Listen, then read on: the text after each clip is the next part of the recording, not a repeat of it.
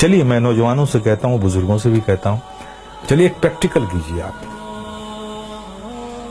آپ صرف 1 مہینہ، only 1 month نماز کو قائم رکھیے. کچھ بھی ہو جائے، ٹرین چھوٹتی ہے چھوٹ جائے، گاڑی چھوٹتی ہے چھوٹ جائے، کچھ بھی ہو جائے لیکن نماز مت چھوڑیے. میں پریکٹیکل بات کہہ رہا ہوں.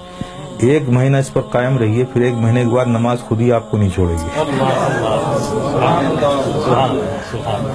آپ کر کے تو دیکھو یار، کر کے تو دیکھو میرے پیارے، پھر دیکھو کیا لطف آتا ہے.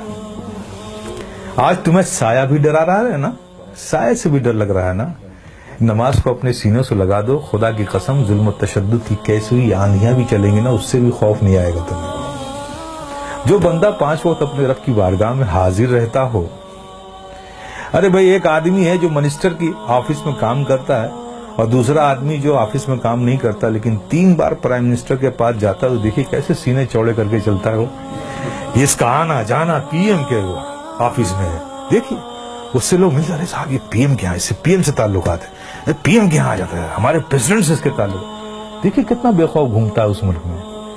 اور تم، اللہ نے کتنا فضل فرمایا کہ 5 وقت تمہیں یہ سعادت نصیب کرتا ہے. میرے بندو آؤ میری بارگاہ میں. جب تم کھڑے ہوتے ہو تو میں تمہیں دیکھتا ہوں، تمہاری عبادت تو ایسی حالت میں کھڑے ہوتے ہو، ایسی حالت میں کھڑے ہوتے ہو.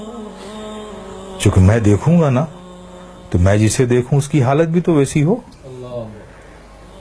پیارے آقا صلی اللہ علیہ وسلم ارشاد فرماتے ہیں کہ رب نے فرمایا جب ایک بندہ نماز کے لیے مسجد میں جاتا ہے اور نماز کے لیے وہ کھڑا ہوتا ہے تو کھڑے ہونے سے پہلے رب فرماتا ہے فرشتوں سے، اے فرشتوں، اس کے اندر جتنے گناہ ہیں نا وہ اس سے جدا کر لو، نکال لو، اور ان سارے گناہوں کو الگ کر دو اس سے.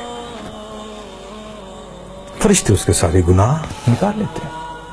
اب بتائیے سارے گناہ نکل گئے اور آپ نماز میں کھڑے ہو گئے، اللہ اکبر، اور رب کی توجہ آپ پر، رب آپ کو دیکھ رہا ہے، آپ اس کی عبادت میں کھڑے، گناہوں سے خالی ہو گئے. آپ سوچئے اب نماز ادا کر رہے ہیں صدق دل سے، میاں انہماک کے ساتھ، رب کے ذکر میں، اس کی یادوں میں مستغرق ہو کے آپ جو بھی دعا مانگو، گناہ الگ کر لیے گئے، عبادت میں ہو، رب کی بارگاہ میں ہو، دعا قبول نہ ہو. لیکن دیکھیے ہماری مادیت کا اثر دیکھیے کہ وہاں بھی ہمارا ذہن بھٹکتا رہتا ہے. آپ سمجھ رہے نا. پھر اس کے بعد کیا ہوتا ہے جب وہ بندہ نماز سے فارغ ہوتا ہے، کتنی بڑی نعمت ہے. آپ سوچو، نماز سے فارغ ہوتا ہے تو فرشتے پوچھتے ہیں مولا وہ جو نماز سے پڑھنے سے پہلے اس کے گناہ الگ کیے تھے، وہ جو سب رکھے ہوئے ہیں الگ، اس سے یہ نماز سے فارغ ہو گیا، اب اس کا کیا کروں، اب اس کا کیا کروں.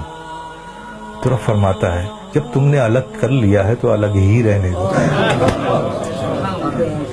آئے ہے، کتنی بڑی نعمت سے ہم محروم ہو رہے ہیں خدا کی قسم ہیں. اس لیے میرے عزیز، میرے پیارے، یہ بہت بڑی نعمت ہے، بہت بڑی نعمت.